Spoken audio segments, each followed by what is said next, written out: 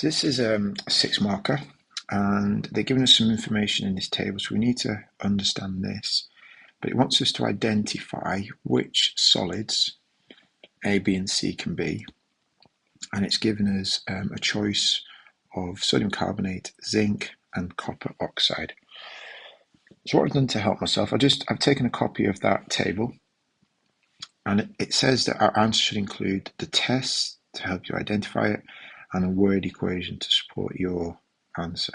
So first of all, let's just look at a couple of things in the table. The first observation here is we test it with a lighted splint, and if we get a squeaky pot, we know that gas is hydrogen. The next one here is gas bubble through lime water. So lime water is a test for carbon dioxide. So here I'm going to put on this one, that's gone cloudy because that gas is carbon dioxide. So we've got two bits of information already in the table. So let's have a look at identifying things. Solid A, if you have a look at solid A, we've got bubbles. The gas is not carbon dioxide, but it's hydrogen. So if we take an acid and add a metal to it, we will get hydrogen gas released. So this means that solid A must be a metal. We add it to acid, we get a metal salt forming, and we get hydrogen gas produced. So A must be zinc because that's the metal, or one of the metals that we've got as our sample. Reasons why: so bubbles of gas are produced. The gas then burns with a squeaky pop, so therefore the gas must be hydrogen.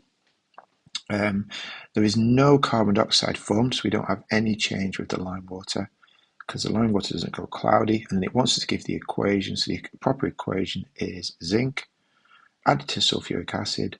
The metal salt is zinc sulfate, and then we get hydrogen gas produced. Each bullet point there is an important one to include in your answer. For B must be copper oxide. The reason it must be copper oxide is because if we take a metal oxide, like copper oxide, and add it to acid, this is a neutralization reaction. So we get a metal salt and water. There is no gas produced. If you come to B, no gas, no gas. There's no bubbles, so there's no gas at all. So it must be copper oxide for this one. So we're then saying there's no gas is produced. Copper oxide is a black color, and it tells you up here that the black color remains. So copper oxide is a black powder. It's insoluble, so it's left at the bottom of the beaker unreacted when it's reacted fully. Copper sulfate that is formed is a blue color, and it says a blue solution is formed. So copper sulfate is blue. And then the equation for this is copper oxide plus the sulfuric acid makes copper sulfate and water.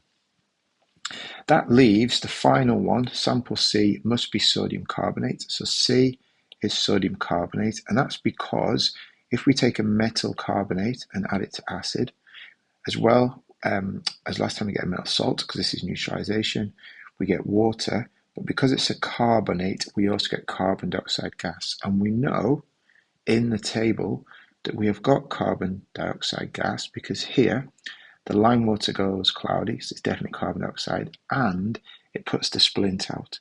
So it's not hydrogen, we have actually got carbon dioxide forming as well. Coming down to the points, so the bubbles of gas are produced, the gas turns lime water cloudy.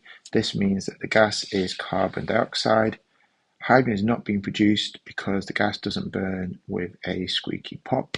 And then the equation for this, as you can see here, is sodium carbonate plus the sulfuric acid, and that's going to make sodium sulfate, that's the salt, carbon dioxide, and water. I counted up all the bullet points in total, and I think I got 22.